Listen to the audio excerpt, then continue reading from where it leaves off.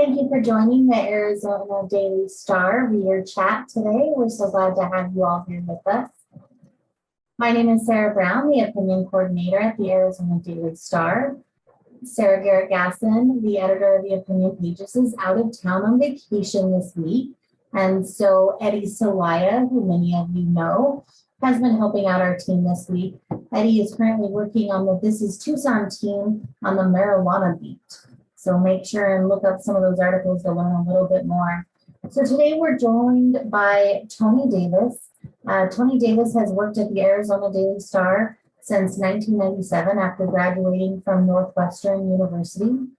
He covers mostly environmental issues since about 2005, focusing on water supplies, climate change, and the Rosemont mine, and also the endangered jaguar. Sarah, go ahead and take it away. We want you to participate.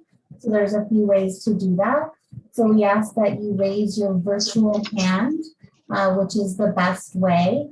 And to do that, it kind of depends on what device you're on.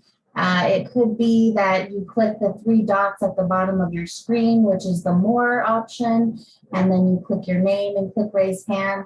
You may have a reaction button at the bottom. When you click reaction, you'll then click raise hand. We will try to keep an eye out for your actual hand if you can't figure out how to raise it, but please also take advantage of the chat feature as well, and you can put your questions in there. That's right, folks, and I will be monitoring our chat section to make sure we catch any questions that come in through there, and I'll make sure I catch anybody's hands up who raises them virtually. So Tony, thank you so much for joining us here today. I think the big news environmentally over the last 2 weeks has been the PFAS contamination down in near the air base. Can you just kind of give us the latest update on that and what's going on in that story? Well, this week, the Tucson Water carried out their decision to shut down the treatment plant on the south side. It's near Irvington and Interstate 10. Yeah, and it treats PFAS, and it treats, it was also treating TCE, trichloroethylene, and 1,4-dioxane, which are both, solvents, chlorinated solvents that were used in industrial activity. PFAS, perfluorinated compounds, was heavily used for a lot of things, but most relevant to us is that it was used for firefighting foam at the Air National Guard base south of there, and at Davis-Monthan to the east, and possibly, if not likely, at the at the Tucson International Airport. And the city of Tucson said they felt that the PFAS levels were rising so fast in the aquifer that was from where they were getting the dirty water to clean up, that they were afraid that eventually they weren't going to be able to clean it up. It was just going to keep building up and building up. So they decided to shut it down temporarily, and they're going to try, they're going to build up pipelines. They're going to build pipelines to take the water to the reclaimed water system, which goes on parks and golf courses and school playgrounds, and also to the Santa Cruz River. And they're going to treat it before it goes there, but it's not going to be as extensively treated as it has been to date. I mean, maybe at first it will be, but it ultimately won't be. But they were treating the water through the TARP plant before. They got it down to the point where it was so low you couldn't even detect it. But I think the plan is to put it in at higher levels than that, although levels they believe are low enough as to not present any kind of environmental risk. They'll have to get approval from the Arizona Department of Environmental Quality to discharge that water, certainly into the river. I don't know about the reclaimed water system. I'm not sure what kind of permitting they need for that. But they definitely will need a permit to discharge into the river. Got it. And so, Tony, can you kind of explain what are the dangers of PFAS and the other two compounds that this treatment center was meant to treat? The TCE and the dioxane have long been considered either known or likely carcinogens. And I don't remember what kind of cancers they caused. I haven't written about those in years. PFAS is considered a possible carcinogen for kidney cancer, and I think liver cancer, and I think I have read pancreatic cancer. And it causes a lot of other immune system damage. Boy, you know, it's hard to keep track. I've written it about 5 times. I don't remember. There's just a whole wide different range of diseases, low birth weight in kids, I think. You know, I think potentially asthma, but it's more than that. And you'd have to read my stories. Every one of them has a little guide to potential health effects. One of the biggest negatives about PFAS, it doesn't break down easily. You know, it stays as it is when it goes into the aquifer, you know, as it's going through the aquifer, as it's, you know, being used. And once it's being used and it's sprayed into the ground, it doesn't decompose very easily. So it's called a forever chemical. And that's why a lot of people are kind of freaked out about it. You know, there's still a lot of disputes about the health effects and over what's a safe level to put in drinking water or any other kind of water. It's not an uncontroversial issue. You know, that's it. Gotcha. We've got a quick question from David Wegner out of our chat feature. He's saying that PFAS is not regulated by the federal government for drinking water. Has the Department of Defense been identified as the major source of PFAS? No, it is not. If you're talking on a national basis, you know, it's used in nonstick pans. It's used in clothing. I think it's in some furniture.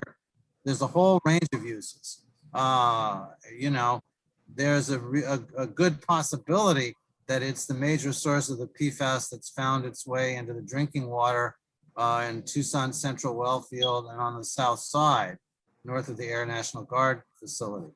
But it's not the biggest source of PFAS in the environment on a broader national basis. It's just that's what we're hearing about all the time because it's getting into groundwater all over the country. Got it. Gotcha. So we have a couple of other questions coming out of the chat feature that have to do with another subject that you've covered before, the Rosemont mine. First question here comes from Mort Rosenblum. He's wondering, Tony, what's the latest on Rosemont's final clearance? Final clearance, you said?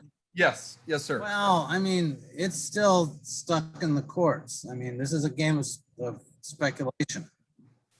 The local federal district court judge in Tucson 2 years ago, almost 2 years ago, shut down the project just as they were about to start construction, you know, based on the theories about did the federal government give the mine adequate scrutiny on the use of public lands to put their mine waste, their waste rock and their tailings. That case has now been appealed to the Ninth Circuit Court of Appeals. The Ninth Circuit heard the appeal, I believe, in February. And, you know, you never know when a decision is going to come down. You never know what it's going to say. I think if it's hard to say whether it would be appealed to the Supreme Court or how the Supreme Court would act. I mean, there's a lot of potential precedents for how the case goes. So I think there is a possibility it could go to the Supreme Court. And, you know, the Supreme Court is pretty conservative right now, as everyone knows. I mean, it's a 6-3 court. But just this week, this conservative court just ruled that a cheerleader can use the F word and get away with it. So they're very libertarian on free speech in that regard. And there's other things on business regulation. They have been also more libertarian. So certainly one could assume that there's a distinct possibility that they'll throw out this ruling and find it wanting, but you can't guarantee it. Nobody thought they were going to uphold Obamacare 3 times. Okay, although it started out as a 5-4 court when the first time came around. So predicting what judges are going to do is, you got a better chance of predicting Vegas, okay? Roulette, in my opinion. All right. So in that same vein, on that same topic, Beth and Dino DiConcini are wondering, do you think there's any way to stop the Rosemont mine? Or is this something we've just got to wait for the courts to kind of have their say on? Well, I don't think I I just don't know what to say about that. I mean, if because the decision on the mine is ultimately going to be made by judges, I think that's an unanswerable question right now. Certainly it could be stopped in the courts and it may not be. I think it's very unlikely that the federal bureaucracy's decisions are going to be the final word. I think it's going to end up in the courts. You know, there's the whole Corps of Engineers permitting issue is highly unsettled. And right now the Corps is claiming there's not jurisdiction because they don't have jurisdiction under the Trump rules for all the ephemeral washes that run through the mine. Well, Biden has now said he's going to revise all those Trump rules and throw a lot of them out and put in the kind of rules Obama had. So if those rules stick, then all those washes, or a lot of those washes, would be under the Corps' jurisdiction, and they might take a totally different stance. But again, the decisions are going to be made by the courts, not by the Corps. Find the final decision, you know, bar the total, something I totally cannot foresee. Gotcha. A couple of more questions from the chat feature. Two of them really focus in on the same thing, drinkable water here in Southern Arizona.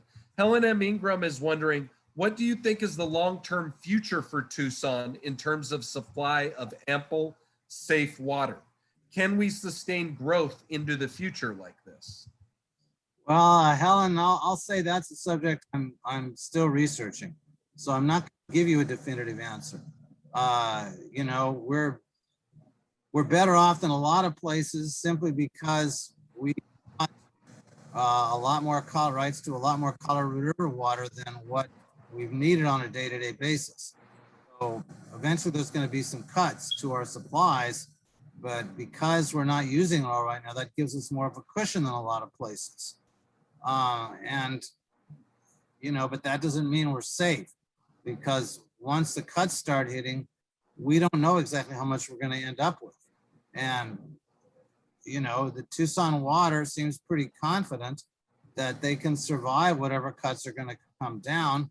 But they also acknowledge that if it keeps getting warmer and drier, there'll be less groundwater recharge. So if they ever do have to go back to pumping, they'll have to be more careful and plan for that. So, I mean, you know, and a lot of it is, as Helen knows, is a lot of how much growth we can have will depend on how much water individuals use in their homes and their businesses.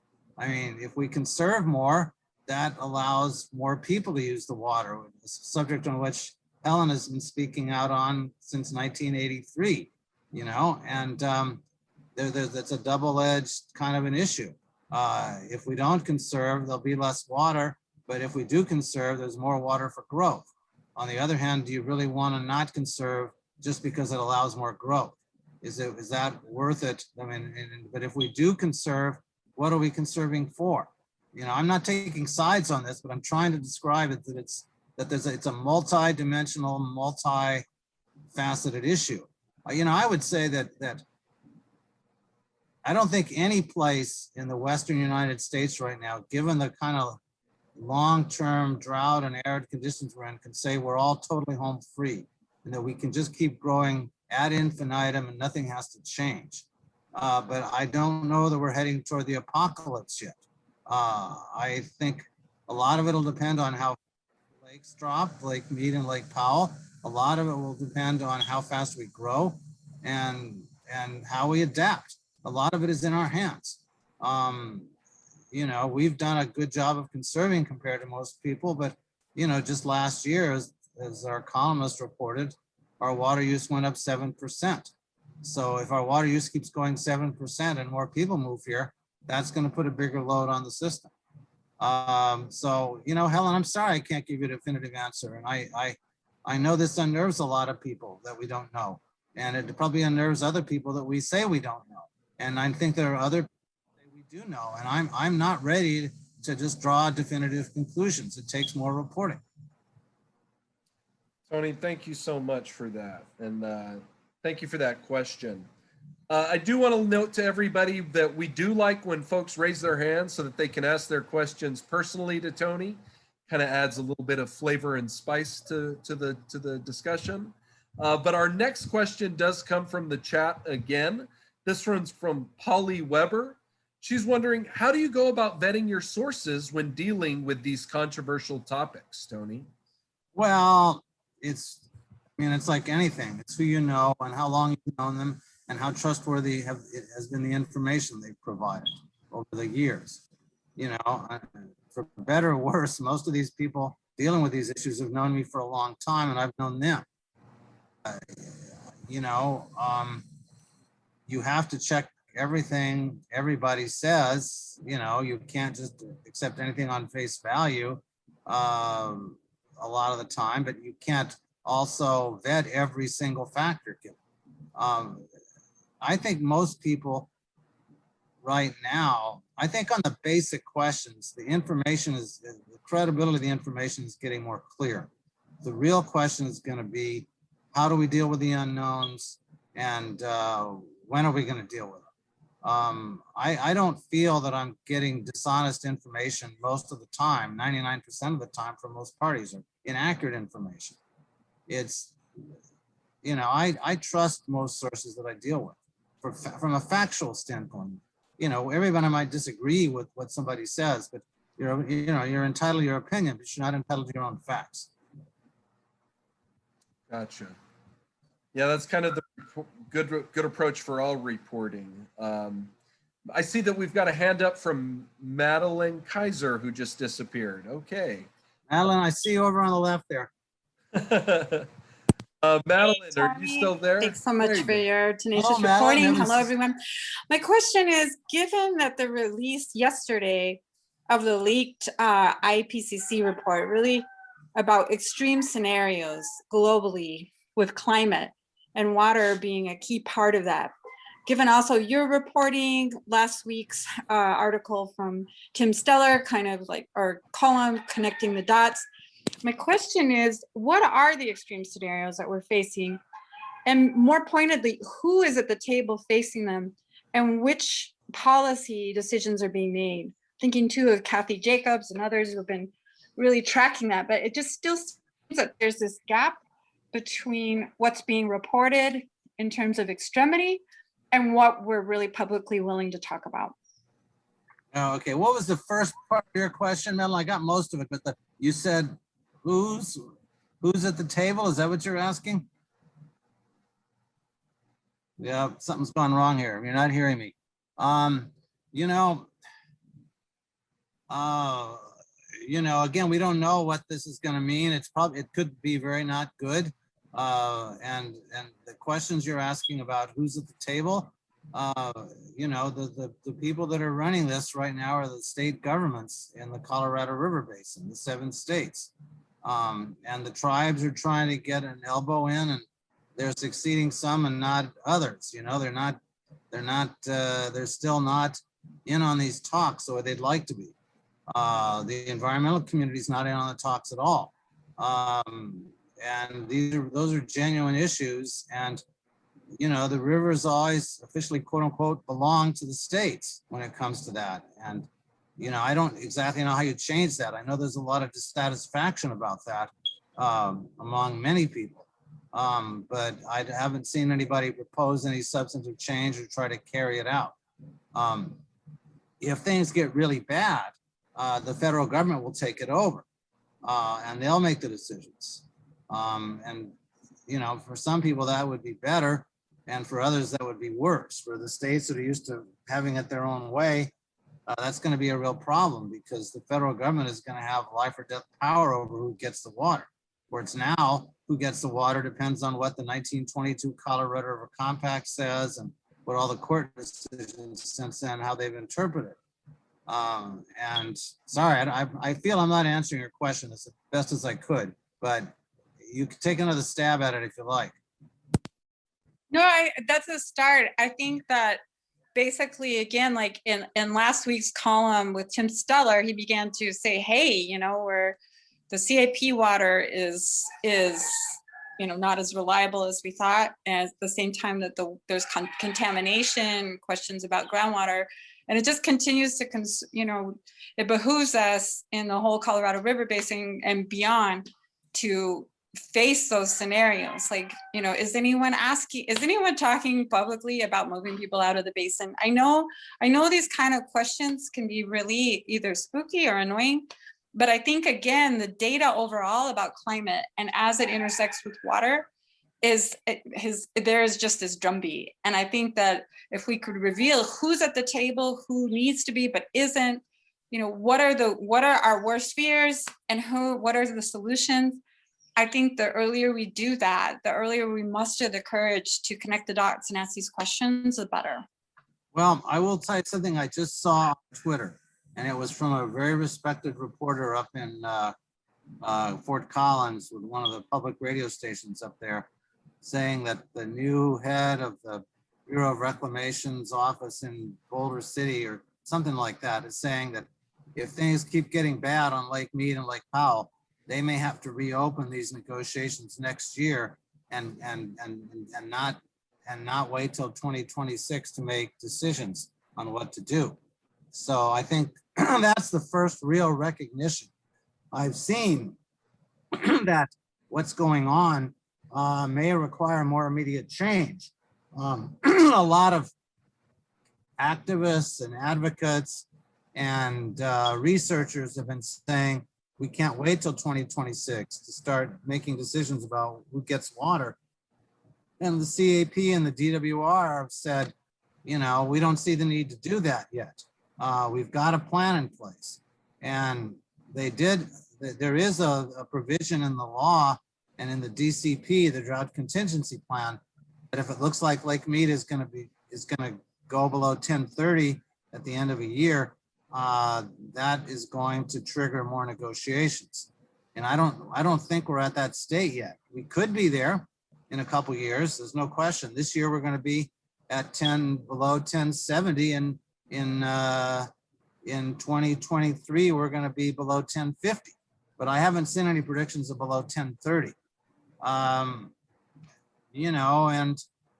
there's going to be a pull and tug over this. People don't want to give up their water rights. That's natural. They've had it for 50, 60, 100 years. They've gotten used to having what they needed and what they wanted. But we're just going to have to see how bad things get. All right. It's just up in the air right now. And I really hate to be so damn vague, but that's what people keep telling me. There's a potential for a real fight over this. Everybody's trying to keep it out of the courts and to avoid litigation. And I'm not sure they can do that. All right. Because the stakes are too big and the lakes are getting in bad enough circumstance that I don't know that litigation can be avoided. Tony, do not worry. Your vague is wholly fleshed out for most of us, I believe. So thank you for these answers. I've got a hand up from Brian Gross. Brian, go ahead and take it away. Hi there. Thank you very much, Tony, for being here with us. Is there any backing at all for piping in water from other areas? I know people have made some vague discussions about that, but I'm wondering if there's any serious consideration for major long water pipelines to the area. And then also on the other side is the idea that to conserve water, is there anybody looking at just saying, let's stop agriculture, large agriculture altogether? That's one of the biggest drains on water that people have to drink. Well, there are a number of people who are starting to say that agriculture, we need to take a hard look at how much agriculture we're going to have. Sandy Barr, the Sierra Club, has been raising these issues for years, and she's out of Phoenix. There's not a lot of support for that among the people who are making the decisions. But there is this, I believe, among a lot of parties and researchers and experts that agriculture uses 70 or 80% of the water in the Colorado River Basin, so they're going to have to give the most of it up. But how that's going to happen and when that's going to happen, nobody wants to give anything up. That's what these negotiations lead to.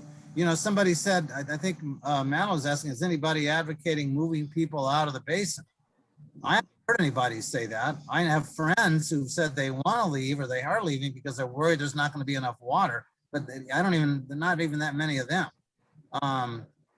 In Australia, people live on 50 liters a day, and 50 liters is like a little more than 50 quarts, whereas we in Tucson live on 120 gallons a day.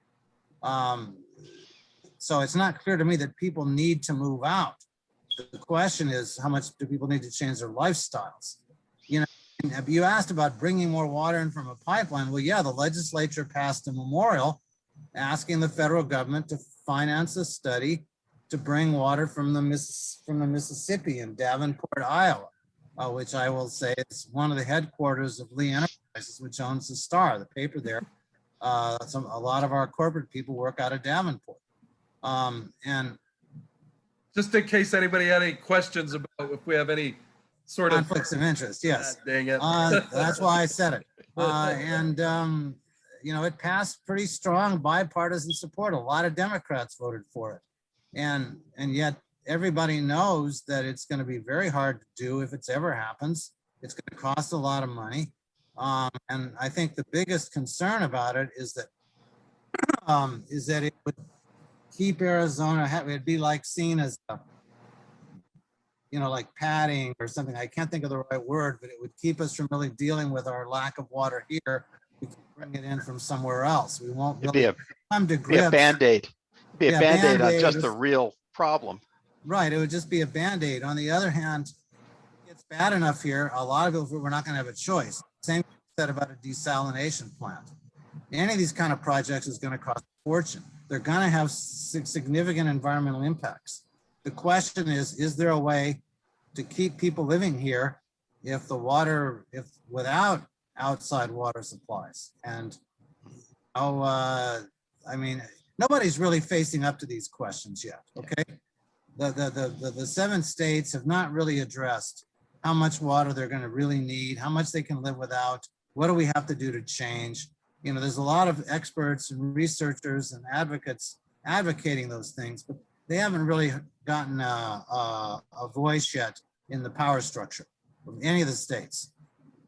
Yeah, it almost seems like they really need to start working backwards from how much water do we need to actually get drinking water to all the people in this watershed, this whole water system, and then start working, okay, then for people to bathe, and then for people to take showers, and then that whole thing, and just sort of work it back, and then compare that to projected water supplies and know where the lines cross. Well, that may be, but you really just can't ignore agriculture. I mean, Yep. In the wintertime, most of the lettuce sold in this country is from Yuma. Okay, in Yep. California, in the Central Valley, which all the environmentalists love to blast because they're pumping the hell out of the aquifer, Yep. that's where a lot of our fruits and vegetables come from. Just say nothing for the nuts. And I mean, I'm not here to defend the farmers or wasting water or flood irrigation. I'm just saying, it's not just some abstract concept of a bunch of rich, wealthy farmers sucking off the government tit. To use my language, teat. Yep. It's that these are real jobs and real livelihoods and real commodities they provide for us. I mean, I buy my lettuce from the farmer's market whenever I can, but you can't always get lettuce at the farmer's market. Okay, it's got to come from somewhere. All right, and so that's why these issues are so difficult. It's not just abstract waste. All right, thank you very Okay. much. Thank you so much for that, Brian. We've got another hand up from Kathy Donahue that I'm going to dive into a few of these questions we've got on the chat. Kathy, take it away. Agriculture aside, it does seem like also there isn't much discussion about limiting because, well, economic growth is so important, and so much of that has to do with development. And you've been talking about more people moving into Tucson. So you have real estate development where you have lots of housing development because people want to live here, but there's not really enough water. So how do you balance economic growth versus living sustainably? It does seem to me that's going to have to be capped, and that has to do with sort of our whole basic economic system, that growth Well, is essential. But I'll say something about that. I've okay, been living here since 1976, off and on. I was gone for 12 years. And I've been hearing lots of people in the community say that, but I've never once heard of any proposal that went to the city council or the board of supervisors that said, hey, let's start talking about how many people we're going to have here. I've never heard anyone ever bring that up, and that includes neighborhood activists. That includes people I would think of as being fairly liberal and left wing. So sure, I mean, it's something that is worth talking about, but I'm waiting for the bell to be put on the cat's tail. Which public official, which neighborhood activist, which business person, which researcher is going to go to the city council and say, hey, we need to talk about this. I don't see it. Personally, I'm not advocating anything. It does seem that it would make sense for society to try to size these questions up and really get determined how much we could support, depend on how much supply we have and how much we use. It seems like a logical thing to do. yeah. But again, I'm still waiting for someone in the community to even consider it. Okay. Kathy, thank you so much for that question. So Tony, we're going to turn it a little bit back towards Rosemont again. I've got another question from Mort. He's wondering, is Hud Bay opening new areas around Rosemont and slopes facing Tucson to the west? Well, yeah, they're doing exploration around there. They've done exploration, they're continuing to do exploration. And they've said there's a possibility they could have enough copper in there for what they said is multiple open pits. And that's about all they've said. They have to publish a feasibility study. They've got to finish the drilling they're doing now. Sure, it's possible. Gotcha. I mean, and it'll be really controversial, but there'll be enormous opposition if they try to do it, maybe even more than there's been to date. On the other hand, there'll be more jobs, right? If for some reason the Rosemont mine is stopped because they're putting the waste on federal land, and that judges won't allow that, they're buying they have a lot of private land on the other side. They could put it on private land, and there would be an alternative to Rosemont. There's lots of different ways to view that one. Our next question comes from Kristen Wolf. She's saying that the San Pedro River is drying up from groundwater pumping and from no political will to address the drying up of Arizona rivers. How can citizens help best address this issue? Well, it's the same thing like with these laws in Congress that the Democrats can't pass because they've only got 50 votes, okay? And the Republicans can filibuster them for voting rights or infrastructure or whatever. The best way to address it is to figure out how to get sympathetic legislators elected. The legislature is divided right now. The Republicans have a 16-14 margin in the Senate and 31-29 in the House. But I don't want to tell people what to do. That's not my job. But as long as you have people in government in power taking one point of view, things aren't going to change. If you want something the way you want it, you got to figure out how to get your side in power in a clean, honest way. Okay. And that could be for anything. It's like abortion. If you want to stop abortion, you've got to get 6 anti-abortion judges on the court, or, 2/3 of the Senate and the House to pass a constitutional amendment. It's really a matter of winning elections. Elections have consequences. I hate to use cliches, but they do. I think that that's probably one of the more true cliches, especially in the field of politics, that you could apply to this. I'm seeing a hand up from Stephanie Keenan. Stephanie, I'm going to go ahead and let you take it away here. There. Tony, what about all the water that Pepsi or Coca-Cola, I forget which it was, that they suck out of our aqua? I don't know where they get it, but it comes out of Tucson and they fill their bottles and then they sell it back to us, like Dasani or something like Okay, that. I don't know how much water any of these cola companies, Pepsi, Coke, whatever, get out of our aquifer. I don't know that they don't get it. I don't know that how much water they get here locally at all. I have no answer to that question. Oh, because it seems like we should stop it and they should be getting their water, if indeed that they should be getting water, to pollute it with their contaminants that they put in it. Anyway, back east or someplace where they have water and not get it out of our desert water. Well, yeah, okay. Okay. Interesting thought, but how are they going to get it here? Put it in a pipeline? Well, they've got trucks is how they haul it all around. Yeah, see, I don't even know. I do not know how your soft drink companies, I didn't even know that soft drink companies were bottling water here locally. Oh, definitely. I'll give you the I just- address. You know, I remember the Khalils, you know, did they get their water for their bottling for all their soft drinks from the ground here? Maybe so. I'm just ignorant. I plead ignorance, okay? Okay. I usually do that. Well, Stephanie, thank you for your question. But thanks for the question. I never gave that much thought. Tony, we've got another one coming from the chat, this time from Pat.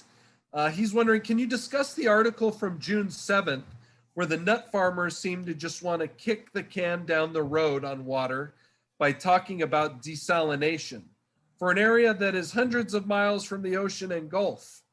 Do you have anything to add to that? Which article was that?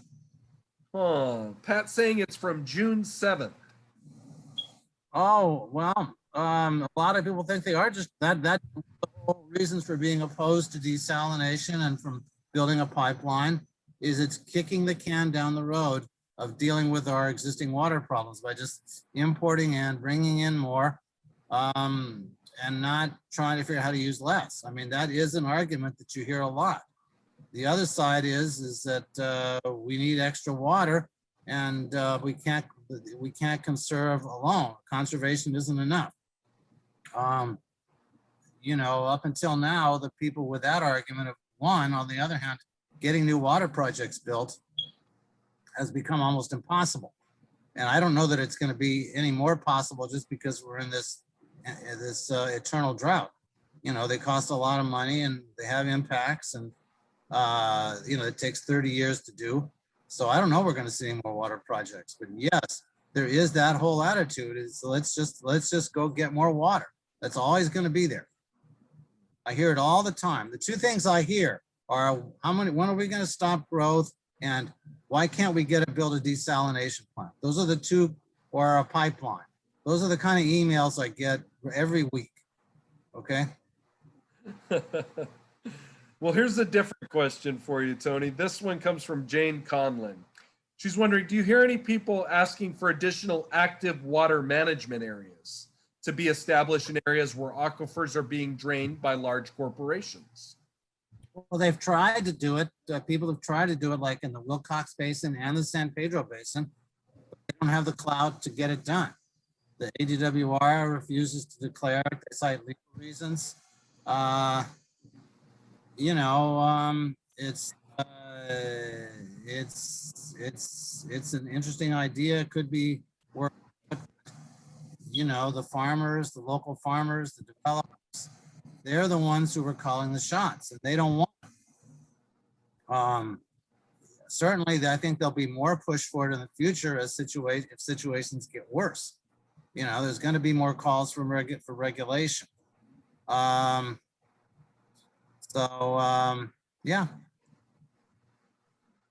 All right.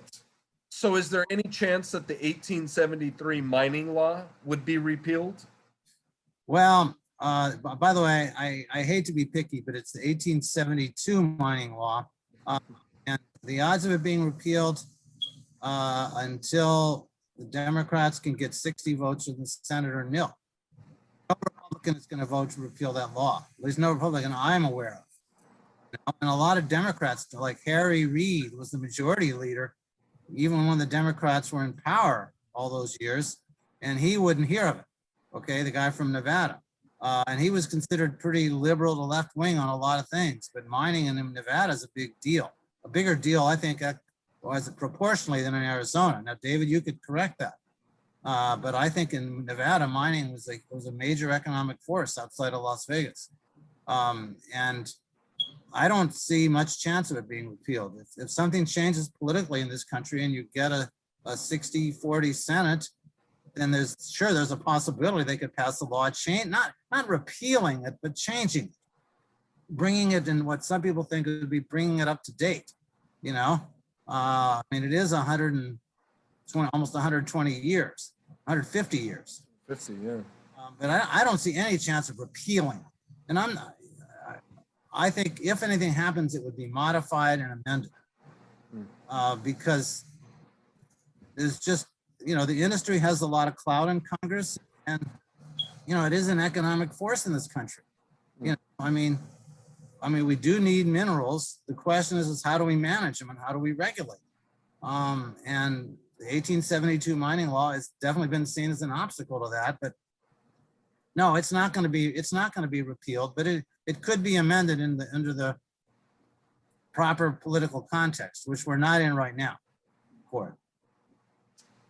I've got another question coming from Helen M. Ingram. She's wondering, what is the relative political power of Arizona as compared to other basin states in relation to water rights? California is so big. Do we even matter? Yeah, I mean, there is the 1968 law that says that the CAP is the Central Arizona Project is last in line for water during shortages in the lower basin. And that's a very powerful force. A number of people have said to me that the 7 states are not going to let the CAP run out of water totally, as long as there's any water at all, despite California's advantage in that regard. That it would be considered political suicide. It would cause all kinds of problems. But we're not in a strong position because of that law and because California has more people. On the other hand, I don't think California can politically put Arizona out of business. You know, CAP is going to end up taking some more cuts, and the only question is how much and how bad. And they're going to be part of it. It's not going to be the only part of it, definitely. And yeah, I think we do have more clout than maybe Helen's question suggests, but we're not calling the shots. I hate to be so damned, you know, on the one hand and on the other hand, but that's kind of the way the situation is. I mean, we're in a Democratic Congress and a Republican state. Does that matter? It could.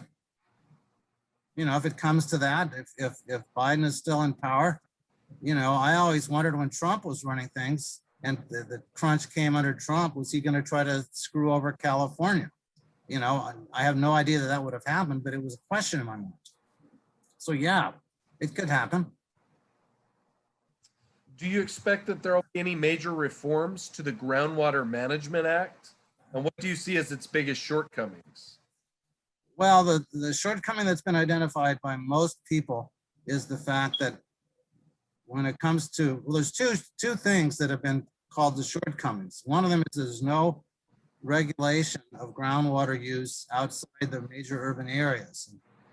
That's Tucson, Phoenix, Pinal County, Santa Cruz County, and Prescott. There's regulation there, but there's no regulation in the rest of the state. Again, that goes back to the elections have consequences side of it. You know, a 1 or 2 vote swing in the election could make it possible to pass some kind of regulation of that. Now, the other part of it, the other issue is about groundwater in the urban areas. In a lot of areas, you can still develop on groundwater if you pay the CAP to replenish the water with renewable water somewhere else. And that's very controversial right now. And a lot of academics, a lot of researchers, not just environmentalists, are raising concerns about that, very deeply rooted concerns. But again, they don't have the clout in the legislature. You know, they're not calling the shots. So that gets back to the elections have consequences thing. If the Democrats could ever take over one or both houses, you might start seeing some action there. Maybe situations will get bad enough that some of the Republicans will want to do it. You know, we're not there yet. So I'm sure this will kind of fall along the lines of that election have consequences answer, but Helen M. Ingram is wondering, why do environmental groups not take more of a role in water policy?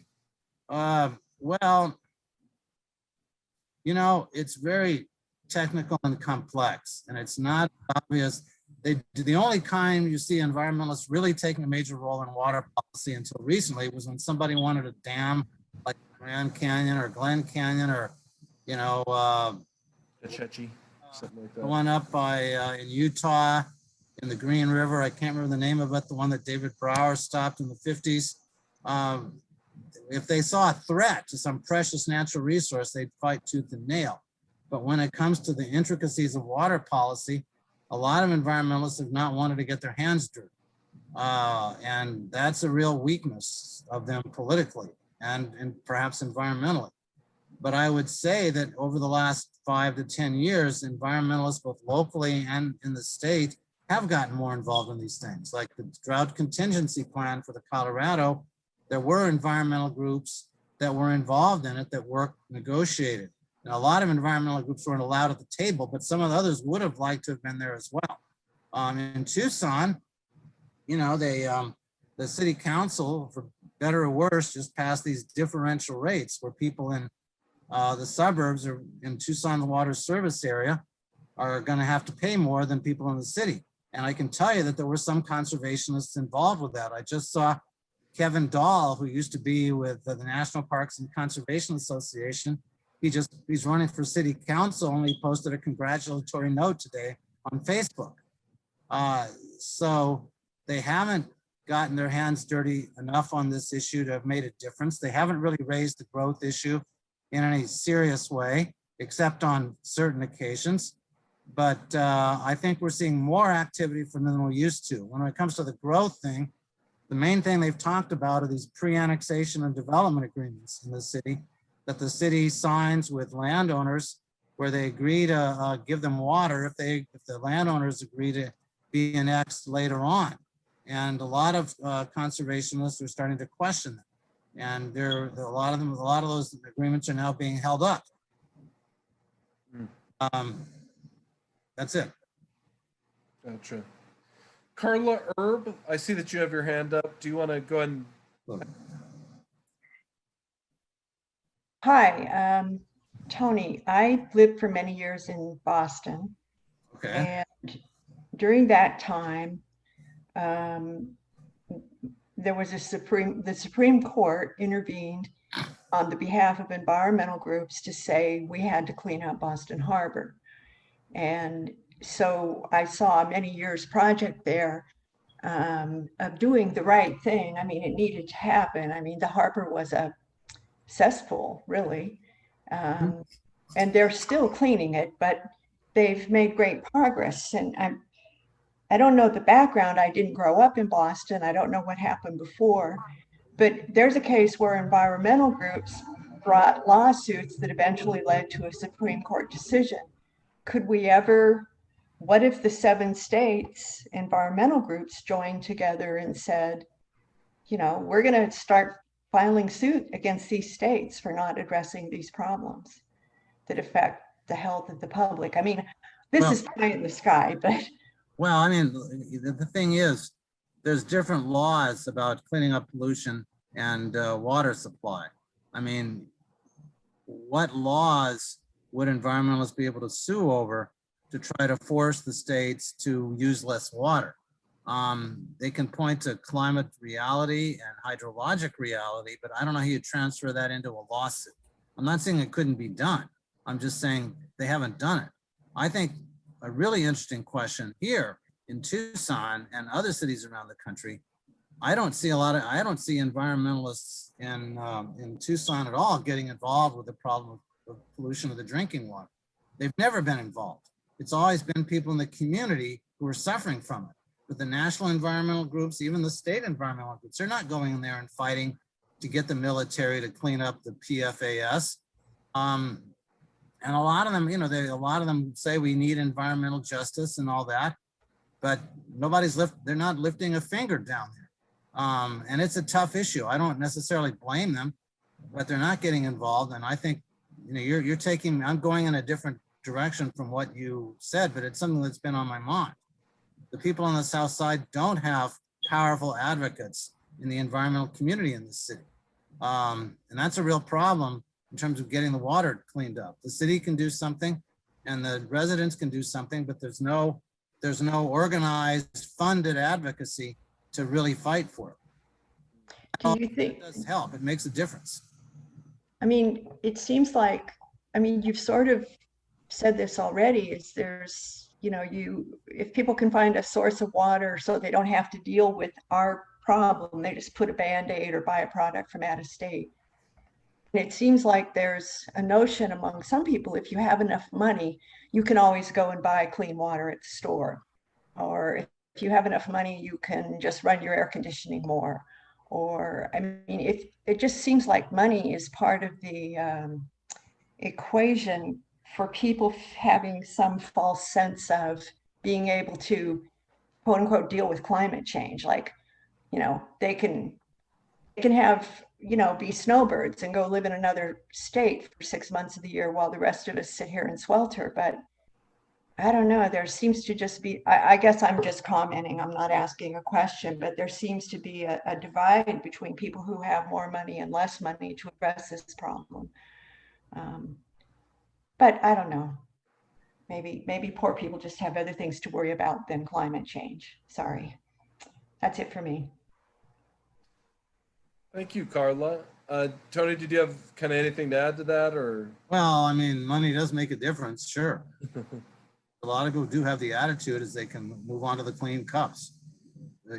Alice in Wonderland still lives, that attitude is there. It's not necessarily the majority attitude, but it's certainly there.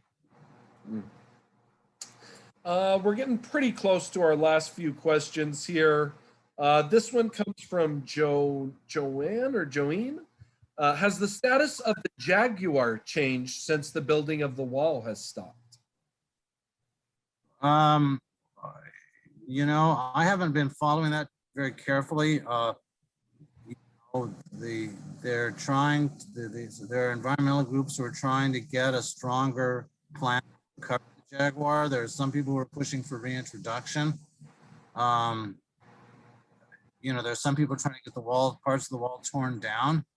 But in terms of, the wall has certainly been a block to Jaguars. There's no doubt about that, but it's not a complete block because they didn't finish it. So, it's probably more in peril in this country now than without the wall. There's no question. On the other hand, I did do a story in the spring about a Jaguar that was found right just 3 miles south of the border and down by Douglas in an area where the wall construction stopped right after Trump left office, and the Jaguar was still seen there. It didn't walk over the border, but it could have because the wall stopped there. So for the Jaguar, it's not hopeless, but it's definitely got a long road to be able to make it in this country again. All we've seen is just lone males in the U.S. It's all that's been discovered in this country since 1963. Think about it, 1963. Remember what else happened that year? The Kennedy assassination. That's how long it's been since there's been a female seen in the United States in the wild. Wow. That's quite the long time. I was 11 years old, okay? So you can guess my age from that. Yeah, my dad wasn't even born yet, so you can guess my age from that too.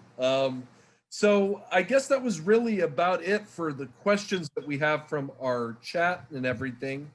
Tony, is there any of your work that we should look forward to for this next week or two? Anything that you're working on you want to preview?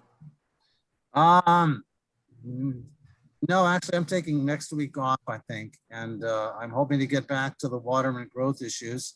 The PFAS thing, the city is proposing to discharge into the river, but they haven't filed a formal permit request, so the details are still a little unclear. They say they're going to limit discharges to the EPA standard. There could be opposition over that. I don't know yet. There could be a lot. There may not be.